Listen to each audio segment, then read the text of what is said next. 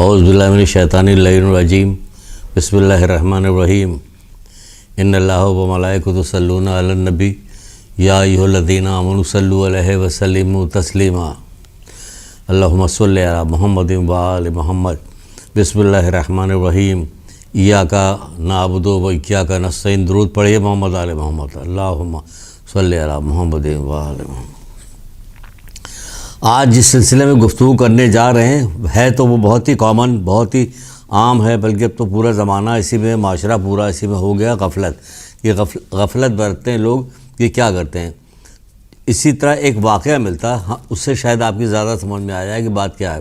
ایک واقعہ ملتا حضرت عیسیٰ علیہ السلام کے زمانے کا، کہ حضرت عیسیٰ علیہ السلام بیٹھے ہوئے تھے، اتنے میں ایک آدمی بہت بھاگتا ہوا، دوڑتا ہوا، ہانپتا ہوا، پسینے میں شرابور حضرت عیسیٰ کے پاس پہنچا اور کچھ بات کرنا چاہتا تھا، تو حضرت عیسیٰ نے کہا آرام سے ذرا سانس لے لو، حواس اپنا درست کر لو، پھر بتاؤ۔ پھر تھوڑی دیر رکا وہ، تھوڑی دیر رکنے کے بعد جب اس کا سانس بحال ہوا، وہ ہوا، تب اس نے شروع کیا کہ کیا ہوا کہ نبی اللہ، ہم نے رات کو نہیں بلکہ صبح ہوتے ہوئے اذان کے وقت ایک میں نے خواب دیکھا ہے کہ میں جنگل میں ہوں، ایک زوردار شیر کی دہاڑنے کی آواز آئی، تو میں نے بھاگنا شروع کیا لیکن شیر میرے پیچھے آتا جا رہا ہے، کسی طرح ہٹ ہی نہیں رہا مجھ سے۔ پھر اتنا ڈر گیا، اتنا گھبرا گیا کہ میری سمجھ میں نہیں آ رہا تھا میں کیا کروں۔ بھاگتے بھاگتے ایک جگہ پہنچا تو دیکھا ایک درخت ہے جس کی جڑیں نیچے کی طرف لٹک رہی ہیں۔ میں بھاگتا ہوا گیا اور جا کے اس درخت کی شاخ کو پکڑ لیا، نیچے دیکھا تو کنواں تھا، میں نے کہا چلو نیچے کنواں، اگر شیر آ گیا کچھ ہوا تو میں کنویں میں چلا جاؤں گا، کود جاؤں گا۔ لیکن جب غور سے دیکھا تو کنویں کے اندر اژدہا، سانپ، بچھو، یہ ساری چیزیں۔ اب تو میں بہت گھبرائے کہ اب کیا کرے، اب تو اوپر شیر ہے، نیچے اژدہا ہے، کیا کیا جائے۔ پہلے شاخ کو میں بہت مضبوطی کے ساتھ پکڑے ہوئے تھا، اتنے میں نے دیکھا کہ کچھ شاخ ہل رہی ہے، اوپر دیکھا تو دو چوہے تھے جو شاخ کو کتر رہے تھے، ایک سفید چوہا تھا اور ایک کالا چوہا تھا، کتر رہے تھے۔ میں تو ڈر گیا کہ اب زندگی گئی، یہ کاٹ رہے ہیں، اب تو میں نیچے گری جاؤں گا۔ یہ میرے ساتھ ہوا، میرے اوسان خطا ہو گئے، میری سمجھ میں نہ آیا۔ آپ مجھے بتائیے کہ میں کیا کروں۔ حضرت عیسیٰ سے کہنے لگا کہ آپ مجھے بتائیے کہ میں تو گھبرایا ہوا۔ تو حضرت عیسیٰ نے کہا جو کچھ تم نے دیکھا ہے وہ خواب نہیں، حقیقت ہے۔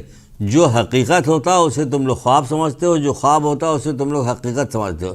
یہ بالکل حقیقت ہے، خواب سمجھنے والے اب بھی ہوش میں آ جائیں، جو سنا ہے اور جو تم نے دیکھا اب بھی ہوش میں آ جاؤ، ہوش کے ناخن لو، کیونکہ جو کچھ تم نے دیکھا ہے وہ بالکل حقیقت ہے۔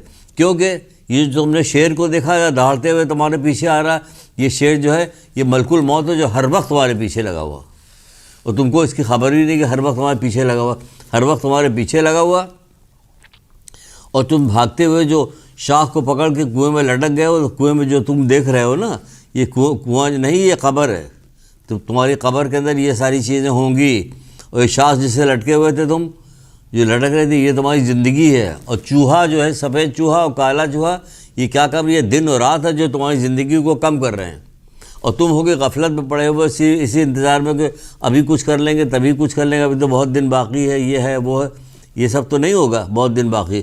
شیطان بیوقوف بناتا ہے کہ بہت دن باقی ہے، ایسا ہوتا نہیں ہے۔ جو وقت ہے، جو وقت ملا ہے، ہر دن اپنا کام کر رہا ہے، تو تم بھی اس دن میں اس کا کام کرو، اس دن کا کام کرو۔ جسے ایک اور واقعہ ملتا ہے، اس کو تھوڑی سی وضاحت کرنے کے لیے، جو دن ملا ہے آپ کو اس کو غنیمت جانیے، اس پر مت جائیے کہ یہ جو دن ملا ہوا ہے اب کل کر لیں گے، پرسوں کر لیں گے، ابھی کیجئے، آج کیجئے۔ تو کیا واقعہ ملتا، ایک نیک پرہیزگار بندہ عابد تھا بیچارہ، وہ کئی 100 سال سے 200 سال سے عبادت کر رہا تھا اور کہتا بھی تھا کہ پروردگار مجھے ذرا شیطان کو دکھا دے کہ شیطان کیسا ہے، میرے پاس نہیں آتا شیطان۔ ایک دن اچانک شیطان اس کے پاس آ گیا، ایک بوڑھا سا آدمی جھکا ہوا آیا، تو اس عابد نے پوچھا تم کون؟ کہ میں ابلیس ہوں۔ کہ اتنے دن سے تم ہمارے پاس کیوں نہیں آئے، تم ہمیں بہکانے کبھی بھی نہیں آئے؟ کہ نہیں، میں تم نے کئی بار میں نے کوشش کی تمہارے پاس آنے کی، بہکانے کی، لیکن ہر دفعہ تم کو دیکھا کہ تم عبادت میں مصروف ہو، اس قدر عبادت کر رہے ہو، تو میرا کہا تم بہک نہیں سکتے، میرے بہکانے بہک نہیں سکتے، اس لیے میں چلا گیا، میں نے تم کو نہیں بہکایا۔ ابھی جو آیا ہوں تمہارے بےحد شوق پہ کہ بھیج دیے. تو اب تم نے اتنی عبادت کی کہ اللہ تعالیٰ نے تمہاری 200 سال عمر بڑھا دیا ہے, اور یہ کہہ کہ غائب ہو گیا وہ. اس نے کہا ہے میری 200 سال عمر بڑھ گئی ہے, تو میں ایسا کرتا ہوں کہ 100 سال تک تو میں ذرا دنیا کی لذتوں سے ہم بھی ذرا لطف اندیز ہو لیں, اور پھر اس کے بعد جو 100 سال باقی رہیں گے اس میں ہم اپنی عبادت کر لیں گے. یہی سوچ کے اس نے شروع کر دیا, یعنی شیطان اسے دھوکہ دے گیا, شروع ہو گیا, وہ دنیا میں لگ گیا. 100 سال کے بعد اچانک دیکھا کہ ملک الموت آئے ہوئے, کہہ رہے آپ کیسے, کہ میں تمہاری روح قبض کرنے کے لیے آیا ہوں. کہ میری تو 100 سال باقی ہے ابھی. کہ ہاں 100 سال باقی تو تھی, لیکن گناہ کی وجہ سے تمہاری وہ سب ختم ہو گئی, اب تم چلو. اور اس طرح اس کی زندگی کا خاتمہ شیطان نے بیوقوف بنا کے کر دیا. یہی شیطان ہمارے سینوں میں بھی ہے, ہمیں مختلف حوالوں سے بیوقوف بناتا ہے. اب کر لیں گے, یہ کر لیں گے, وہ کر لیں گے, صبح کریں گے, شام کو کریں گے, اور وقت گزرتا چلا جاتا, یہاں تک کہ ہمارا وقت قریب آ جاتا کہ اب جانا ہے اس دنیا سے, اور خالی ہاتھ جاتے ہیں جیسے وہ بیچارہ گیا, اسی طرح ہم بھی خالی ہیں. اسی لیے ہمارے ائمہ تاریخ نے ہر مقام پہ ہر جگہ ہم کو بہت زیادہ تاکید کی ہے. ائمہ تاریخ کی تاکید کو کون سنتا؟ بھائی آپ سنیے, کون سنے گا؟ آپ بتائیں گے, آپ اتنی محبت کرتے ہیں, مولا سے محبت کرتے ہیں, رسول اللہ سے محبت کرتے ہیں, ہم محمد علیہ محمد سے محبت کرتے, تو انہوں نے جو تاکید کی اس تاکید کو ہمیں ماننا چاہیے. ایک سے ایک حدیثیں بتائی, ایک سے ایک چیزیں بتائی کہ جس سے ہم اپنا محاسبہ کر سکتے ہیں اور سب وہ کر سکتے ہیں. جیسے کہ حضرت علی علیہ السلام فرماتے ہیں, کیا فرماتے ہیں؟ آپ فرماتے ہیں کہ عمر بس گنے چنے سانس ہیں. یہ جو ہماری سانس آ رہی جا رہی, عمر بس گنے چنے سانس ہیں, جن کو ایک محافظ شمار کرنے میں مصروف ہے. شمار کیا جا رہا, گھنٹے تمہاری عمروں کو نگل رہے ہیں, اور تیری پوری زندگی بس چند روزہ ہے. یعنی مطلب کیا؟ چند روزہ ہے, کچھ کرو, کچھ کرو, کر لو, جو بتایا گیا کر لو, آخرت کے لیے کام کرو. اسی لیے رسول اللہ نے ابو ذر غفاری کی ایک کتاب ہے, ابو ذر غفاری کی وصیت رسول خدا صلی اللہ علیہ وسلم جی کی, اس وصیت میں ابو ذر کو رسول اللہ نے یہ بھی وصیت کی تھی, اپنے درہم اور دینار کی نسبت اپنی عمر کے بارے میں زیادہ بخیل بنو. یعنی کہ اس کو سوچ سمجھ کے خرچ کرو کہ تم کہاں خرچ کرو, اس میں کہیں بیکار تو نہیں خرچ کرو, ثواب ملے گا کہ ثواب نہیں ملے گا, کوئی بیکار کا فضول کام تو نہیں.